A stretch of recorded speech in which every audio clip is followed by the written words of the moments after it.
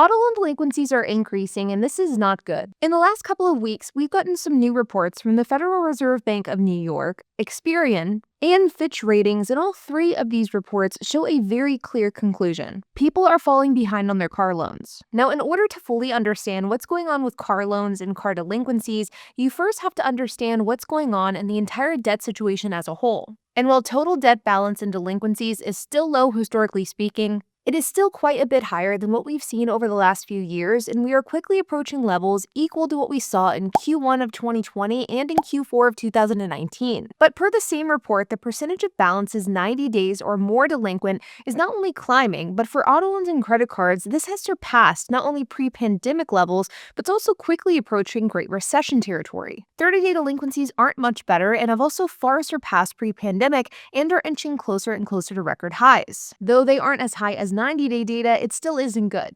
And you can see the auto loans across all age groups are seeing a sharp increase in delinquencies, with 18 to 29-year-olds seeing the highest rate, followed by 30 to 39-year-olds. And you can see here that everyone from low-income earners to high-income earners are seeing their loans falling behind. If we take a look at Experian's report for the same period of time, they are reporting similar data, with the highest 30 and 60-day delinquency rates that we have seen over the course of the last 6 years. And probably the most jarring statistic that I have regarding auto loan delinquencies comes from Fitch Ratings. Who reported this? Fitch Ratings data shows the number of subprime automobile borrowers who are at least 60 days past due on their loans rose to 6.56%, which is the most the agency has seen since they've begun collecting data back in 1994. That means that according to Fitch Ratings, they are seeing the highest level of delinquency rates with subprime auto loans specifically that they've seen in over 30 years.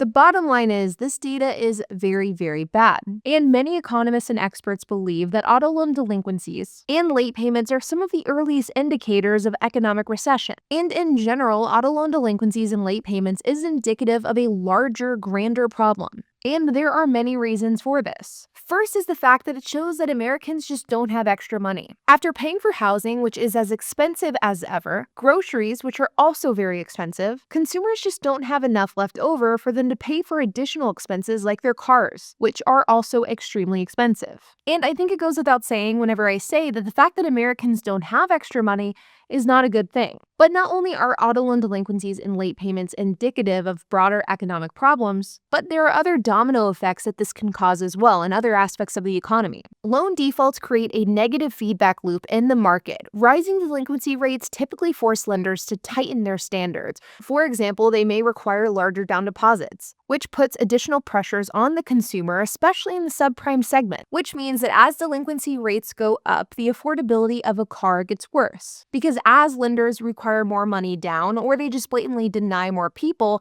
getting a car at an affordable price point becomes significantly harder, which creates an extremely tough cycle to break because people buy cars they can't afford because the affordability of the car is bad, but then they default on those cars because the car is unaffordable, and then the affordability just gets worse. It is an extremely bad, vicious cycle. But there's also the macroeconomic impact that these delinquencies could cause as well. I have been saying this for a very, very long time, and if you're a longtime viewer of this channel, you have no doubt heard me say it before. But I think consumer debt has really been hiding just how bad the economy has been. It has been propping it up, so to speak. And I think that it's been doing this for a very, very long time. And you can see this clearly by looking at debt figures, which have absolutely skyrocketed since the pandemic. And a lot of this debt, more than half of this, is non-housing debt, which is made up of things like credit cards and auto loans, which totals nearly $3 trillion. Now, credit cards by default are predatory, with the average credit card rate sitting at 24%. And with 48% of credit card holders carrying over a balance month to month, that's a lot of interest being charged. And it is a ton of money being paid by these credit card holders on this interest. But credit cards aren't the only industry guilty of predatory lending. And you guys probably know where I'm heading with this too, because car loans are absolutely predatory, and they've become more so as cars have become more expensive.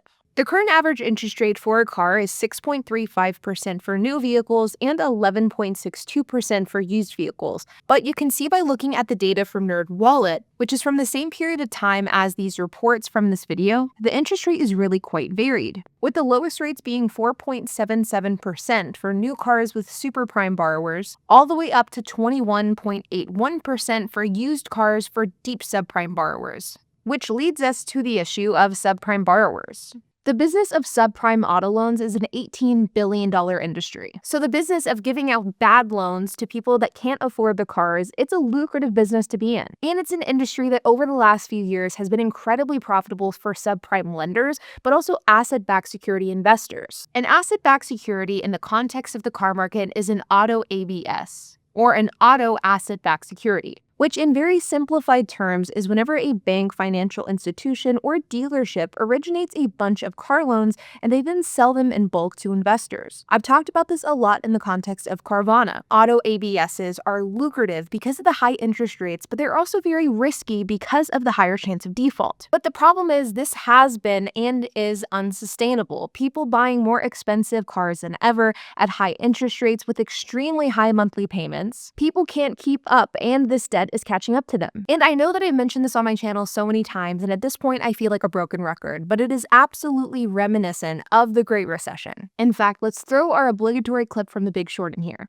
Somewhere along the line, these B's and double B's went from a little risky to dog shit. Where's the trash?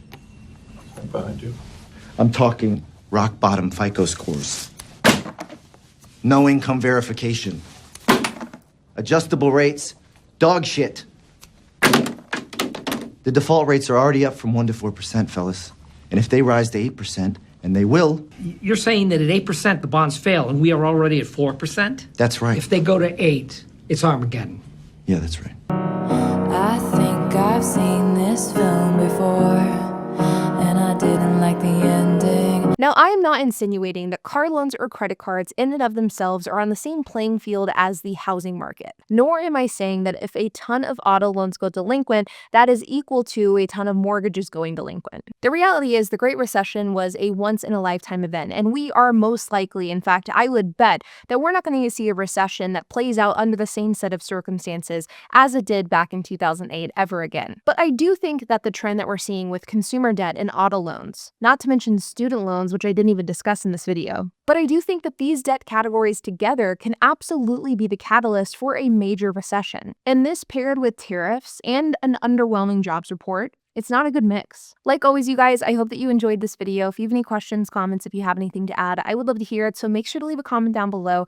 And while you guys are at it, make sure to hit the like button, hit the subscribe button, and hit the notification bell. And I will see you guys in the next video.